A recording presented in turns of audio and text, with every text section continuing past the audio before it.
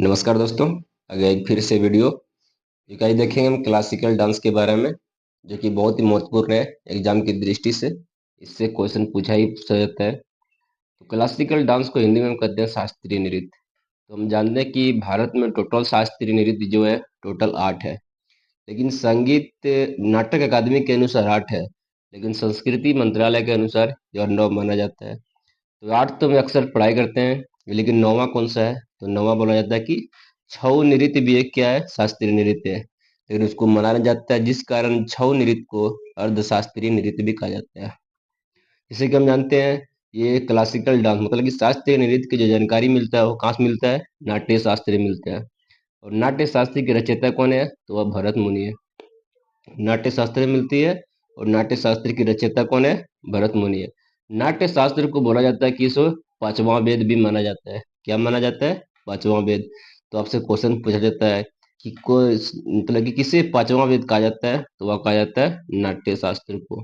तो शास्त्रीय नृत्य की कुल संख्या कितनी होती है? 8 होती है। और संस्कृति मंत्रालय के अनुसार इसकी संख्या होती है 9। तो 9वां कौन सा है? छऊ है। और संगीत नाटक अकादमी के अनुसार 8 ही होता है। संगीत नाटक अकादमी की स्थापना कब हुई थी? तो यह हुआ था 28 जनवरी 1953 को। संगीत नाटक अकादमी के हेडक्वार्टर कहाँ है? तो वह है दिल्ली में। पूछा जाएगा संगीत नाटक अकादमी की स्थापना कब हुआ था? तो वह हुआ था 28 जनवरी 1953 को। संगीत नाटक अकादमी की स्थापना हुआ था 28 जनवरी 1953 को, और इसकी हेडक्वार्टर है दिल्ली। जैसे कि आप लोगों को हम बोले कि संगीत नाटक अकादमी के अनुसार 8 शास्त्रीय नृत्य है, वही संस्कृति मंत्रालय के अनुसार 9 बोला जाता है। तो 9वां शास्त्रीय नृत्य कौन सा है? तो वह छऊ माना जाता है। अब बेसिकली देखा जाए, छऊ जो है कि 3 राज्यों में माना जाता है इस नृत्य को। वह कौन कौन सा राज्य है? वह उड़ीसा है, झारखंड है और पश्चिम बंगाल है। तो तीनों राज्य में इस छऊ को अलग अलग नाम से जाना जाता है। जैसे कि हम जानते हैं, मयूरभंज से नाम जाना जाता है, वह उड़ीसा में जाना जाता है। सरायकेला झारखंड में जाना जाता है। पुरुलिया या पश्चिम बंगाल में जाना जाता है छऊ के। तो आपको पूछा जाएगा छऊ कौन से राज्य में माना जाता है? तो आपको ऑप्शन इस हिसाब से देखना है। ये तीनों ऑप्शन दिया है कि एक कोई ऑप्शन दिया है? एक को ऑप्शन जो देगा वो एक ही अनुसार देगा। तो ऑप्शन को देखते हुए आंसर लगाना है आपको। अब जैसे कि हम जानते हैं, टोटल शास्त्रीय नृत्य में 8 है। तो 8 पहले हम पढ़ेंगे। तो पहला है हमारा भरतनाट्यम। तो भरतनाट्यम को कहाँ बेसिकली माना जाता है? तो इसे तमिलनाडु राज्य में। और ये भरतनाट्यम जो है सबसे पुराना नृत्य है, सबसे पुराना शास्त्रीय नृत्य है। वही पूछा जाएगा सबसे नया शास्त्रीय नृत्य कौन सा है? तो वह है सत्रिया, जो कि असम में से नृत्य को माना जाता है। तो सत्रिया को कब जोड़ा गया था? उसे 2000 ईस्वी में। और इसका भरतनाट्यम का पुराना नाम क्या था? सादिर नाम था। बहुत इंपॉर्टेंट है। भरत बोला मतलब से डायरेक्ट क्वेश्चन पूछा जाएगा कि शास्त्रीय नृत्य का पुराना नाम सादिर था, तो वह कैसा है? भरतनाट्यम है। इसका अन्य नाम भी है, जैसे कि अन्य नाम है दासी हो गया, और अग्नि नृत्य है। कौन सा है अन्य नाम? दासी है और अग्नि नृत्य। ये दासी इसलिए बोला जाता है कि हमेशा वो शास्त्रीय करने वाले जो है मंदिरों में हमेशा रहा करती है, वहीं पूजा करती है, वहीं वो नृत्य करते हैं, इसलिए उसको दासी बोला जाता है। और अग्नि नृत्य इसलिए बोला जाता है उसे क्योंकि वह अग्नि के सामने वह नृत्य करते हैं, इसलिए उसे अग्नि नृत्य कहा जाता है। अब जैसे कि भरतनाट्यम की जानकारी हमें कहाँ से मिलती है? तो इसके लिए दो पुस्तक है जो कि बहुत ही फेमस है। पुस्तक तो और है, बट ये दोनों फेमस है। एक पुस्तक है शिल्पाधिकारम, एक है अभिनय दर्पण। अब बेसिकली इसका लेखक पूछा जाता है कि इसका लेखक कौन है? तो शिल्पाधिकारम का है इलांगो या दिगल, और अभिनय दर्पण का है नांदकेश्वर। अभिनय दर्पण का है नांदकेश्वर। सॉरी, ये इलांगो दिगल सिर्फ है, इलांगो अदिगल। अदिगल ये यो जो है आपका एक ही साथ है, इलंगो अधिगल है। तो शिल्पाधिक्रम का राइटर कौन है? इलंगो अधिगल। और अभिनय दर्पण का कौन है? नंदकेश्वर। और यह भरतनाट्यम जो है यह मंदिरों को समर्पित है। जब किसी मंदिर को समर्पित है तो मंदिर में कोई भगवान भी होगा। तो वह कौन से भगवान से रिलेटेड है? वह शैव धर्म के। कौन सा धर्म? शैव धर्म। अब शैव धर्म मतलब जो शिव धर्म को मानते हैं उसी को शैव धर्म माना जाता है। तो आपको पूछा जाएगा कौन सा शास्त्रीय नृत्य है जो कि शैव धर्म के विचारों को प्रस्तुत करते हैं? तो वह भरतनाट्यम। अब किसी भी नृत्य को देखा जाए तो नृत्य का पहले क्या होता है? शुरुआत होता है। किसी नृत्य क्या होता है? शुरुआत का स्टेप होता है, एक अंत का स्टेप होता है। तो वही एक भरतनाट्यम से हम पढ़ रहे हैं। तो भरतनाट्यम नृत्य का जो शुरुआत होता है वह अलारिकू से होता है। बहुत क्वेश्चन ये पूछा जाता है इससे कि भरतनाट्यम नृत्य जो है उसका आरंभ कौन सा स्टेप से होता है? तो अलारिपी से होता है। हवयंत होता है तिल्लाना से। तो आप लोग इसको याद रखना है। अब बोला जाता है कटका का मुख हस्त मुद्रा, इसका क्या अर्थ होता है?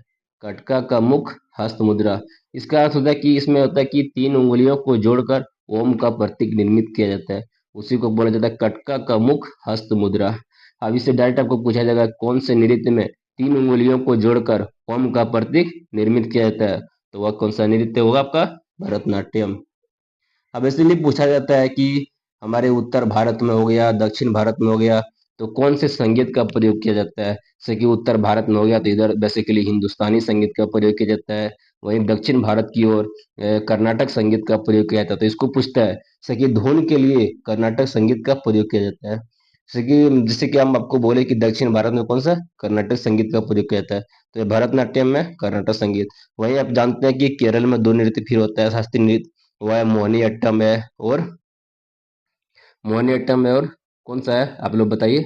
और एक जैसे कि आंध्र प्रदेश का हो गया कुचिपुड़ी, तो इसमें कौन सा संगीत का प्रयोग किया जाएगा? तो इसमें किया जाएगा कर्नाटक संगीत का। इस नृत्य में होता है कि धुन के लिए जो होता है कर्नाटक संगीत का प्रयोग होता है, और ये एकल कलाकार द्वारा मतलब कि एक ही कलाकार के द्वारा विभिन्न भूमिकाओं को दर्शाता है, जैसे कि वो नृत्य भी करेगा, उसे नृत्य भी करेगा, वो बजाएगा गाएगा, सब कुछ एक ही कलाकार के द्वारा किया जाता है, जिस कारण उसे कहा जाता है एकाहार्य लस्यांग।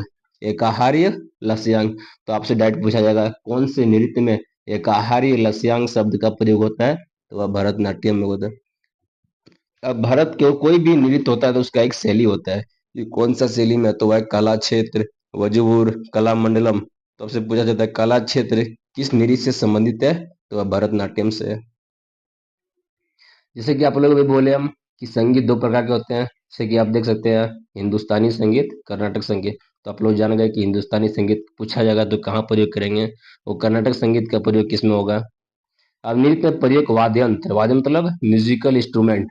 अब कौन सा होगा? मृदंग, वीणा और बांसुरी। ये होता है म्यूजिकल इंस्ट्रूमेंट भरतनाट्यम शास्त्रीय नृत्य में। तो आप लोग समझ चुके होंगे। अब भरतनाट्यम पर जो था कि ब्रिटिश सरकार ने इस पे प्रतिबंध लगा दिया था 1910 में। तो आपसे पूछा जा सकता है कौन से नृत्य के ऊपर ब्रिटिश सरकार ने प्रतिबंध लगाया था, तो भरतनाट्यम है। अब भरतनाट्यम के चित्र जो है ये कौन से मंदिर पर स्थित है? वह तमिलनाडु के चिदम्बरम मंदिर के गोपुरम पर स्थित है। आप पूछोगे गोपुरम क्या होता है? गोपुरम आपको हम नेक्स्ट वीडियो में बताएंगे, जब हम जानेंगे मंदिरों के बारे में कि कौन कौन सा क्या बोला जाता है। तो ये क्या है? चिदम्बरम मंदिर के गोपुरम पर स्थित है। तो हम चलते हैं नेक्स्ट शास्त्रीय नृत्य में, तो वह है ओडिसी। अब जैसे कि आप लोग ओडिसी के जैसे कि नाम से ही पता चल रहा है कौन सा स्टेट का होगा, यह है उड़ीसा का। इसका पूछा जाता है कि इसका जनक कौन है, तो इसका जनक है गुरु पंकज चरण दास। बहुत इंपॉर्टेंट है कि पूछा जाएगा कौन सा नृत्य का जनक गुरु पंकज चरण दास है। अब पूछा जाएगा ओडिसी नृत्य का जनक कौन है, वह गुरु पंकज चरण दास है। और यह नृत्य जो है भगवान कृष्ण से संबंधित है। किससे संबंधित है? भगवान कृष्ण से। आप लोग जानते हैं कि उड़ीसा में जगन्नाथ मंदिर है, जो जगन्नाथ पूजा की यात्रा से भी नृत्य संबंधित है। और यह जो है त्रिभंग मुद्रा में किया जाता है। इसमें किया जाता है त्रिभंग मुद्रा में। और इसमें जयंतिका ने 5 भाग्य मुद्रा विकसित की है, ये भी पूछा जा सकता है आपसे। और इसे ओरिली भी कहा जाता है, ये बहुत इंपॉर्टेंट है कि कौन से नृत्य को ओरिली कहा जाता है, तो वह ओडिसी नृत्य को। जैसे कि आपने आसान करने में इसका याद करने के लिए आसान है, जैसे कि उड़ीसा भी अ से शुरू होता है, ओरिली भी अ से शुरू हो रहा है, तो ओरिली ओडिसी, ओरिली ओडिसी। इसको आप याद रख सकते हैं इस तरह से। आप जैसे कि आप लोग को हम बताए कि हर नृत्य का एक शुरुआत स्टेप होता है, एक अंत स्टेप होता है। तो इसकी शुरुआत है मंगलाचरण और इसका अंत है मोक्ष। मंगलाचरण का मतलब होता है पृथ्वी माता को पुष्प अर्जित, अभी अर्पित। पुष्प मतलब फूल, जो पृथ्वी माता को हम फूल अभी पुष्प अर्पित करते हैं, उसी को मंगलाचरण कहते हैं। और मोक्ष होता है थारिजम नृत्य से। मोक्ष का अर्थ क्या होता है? थारिजम नृत्य से। चलते हैं नेक्स्ट। अब बोलता है कि इस नृत्य का जो उदाहरण मिलता है कहाँ से मिलता है? इस नृत्य का उदाहरण मिलता है वो दो गुफा है उड़ीसा का, वो है उदयगिरी है और खंडगिरी है। तो आपसे डायरेक्ट पूछा सकता है कि खंडगिरी गुफा कहाँ है, तो वह उड़ीसा में है। और उदयगिरी गुफा कहाँ है? उड़ीसा में है। तो ये भी आप लोग को याद रखना है। इस नृत्य को मुख्य महारियों द्वारा किया जाने वाला नृत्य है। महारिया क्या है? यह एक वहाँ का आदिवासी है या फिर जनजाति बोल सकते हैं, जो कि वहाँ के उड़ीसा के आदिवासी जनजाति के द्वारा यह नृत्य को किया जाता है। नृत्य जो है जल तत्व का प्रतीक है, ये भी बहुत इंपॉर्टेंट है। आपसे डायरेक्ट पूछा जाएगा किस नृत्य का प्रतीक जल तत्व है, तो ओडिसी नृत्य का है। होता है कि हर नृत्य के लिए एक म्यूजिकल इंस्ट्रूमेंट होता है, वाद्य यंत्र किसके किसका प्रयोग होता है। तो इसके लिए पखावज है, ढोल विस्तार है, इसके लिए मंजीरा भी आता है म्यूजिकल इंस्ट्रूमेंट के लिए, तो मंजीरा भी याद रखना है आप लोग को। अब चलते हैं नेक्स्ट, हम पढ़ते हैं मणिपुरी। जैसे कि आप लोग नाम से ही समझ रहे होंगे कि यह कौन सा स्टेट में मनाता होगा, तो यह मणिपुरी जो है मणिपुर स्टेट में मनाया जाता है इसको। नृत्य जो है वैष्णव संप्रदाय से संबंधित है। वैष्णव मतलब विष्णु भगवान से। भगवान श्री कृष्ण के बाल्यकाल कहानियां को भी दर्शाती है। राइट, पूछा जाता है कि भगवान कृष्ण के बचपन की कहानियां कौन सा नृत्य में दर्शाया जाता है, तो वह मणिपुरी शास्त्रीय नृत्य है।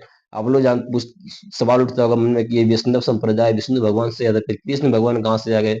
देखिए, जैसे कि जानते हैं कि विष्णु भगवान के 10 अवतार थे। 10 अवतार में से एक कृष्ण भगवान थे, इसलिए कृष्ण भगवान का इसमें जिक्र मिलता है हमें। तो इसमें हम श्री कृष्ण भगवान के बचपन की कहानियां को दर्शाती है। और इसकी जो 3 प्रमुख शैलियां हैं, लाई हरोबा, संकीर्तन और रासलीला, बहुत ही इंपॉर्टेंट है, मोस्ट इंपॉर्टेंट क्वेश्चन। आपसे डायरेक्ट पूछा जाएगा कि लाई हरोबा किस शास्त्रीय नृत्य की शैलियां है, वह मणिपुरी है। डायरेक्ट पूछा जाता है संकीर्तन किसकी है, रासलीला किसकी है, तो आप लोग इसका याद रखिएगा। और इसमें पेना वाद्यंत्र का प्रयोग होता है, मतलब पेना क्या है, म्यूजिकल इंस्ट्रूमेंट का प्रयोग होता है कौन सा नृत्य में, मणिपुरी नृत्य में। और इस नृत्य बेसिकली होता है कि वाद्य यंत्र बजाना, मतलब कि म्यूजिकल इंस्ट्रूमेंट को बजाना भी है, आपको सिंगिंग भी करना है, वो सब एक ही व्यक्ति के द्वारा किया जाता है। इसे क्या कहते हैं, हम पुंग चोलैम कहते हैं। अब पुंग चोलैम का अर्थ होता है पुरुष तरफ, मतलब कि मेल साइड। जो मेल साइड की तरफ से जो किया जाता है उसी को पुंग चोलैम कहते हैं। और जब मेल साइड से किया जाता है तो बेसिकली फीमेल साइड से भी किया जाता होगा, तो फीमेल साइड से जो किया जाता है उसे कहते हैं हम जागोई। डायरेक्ट पूछा जाता है कि जागोई और चोलैम किस नृत्य का भाग है, तो वह है मणिपुरी नृत्य का भाग है। अब जैसे कि इसमें कितने स्टेप्स का प्रयोग होता है, तो इसमें 64 स्टेप्स का प्रयोग होता है। कौन सा नृत्य में, मणिपुरी नृत्य में। ये इतना इंपॉर्टेंट नहीं है बट आपको जानना है। इसमें कलाकार जो होता है बेलनाकार स्कर्ट पहनते हैं, जिसे ओटीआई कहते हैं। क्या कहते हैं, ओटीआई। अब राइट, आपसे पूछा जाता है कि बेलनाकार स्कर्ट किस शास्त्रीय नृत्य में पहनते हैं, तो वो पहनते हैं मणिपुरी नृत्य में। इसमें कलाकार क्या होता है, कभी भी दर्शकों से सीधे आंख नहीं मिलाता है। तो हम लोग का समाप्त हुआ 3 शास्त्रीय नृत्य। अब इससे संबंधित हम ऑब्जेक्टिव क्वेश्चन देखते हैं।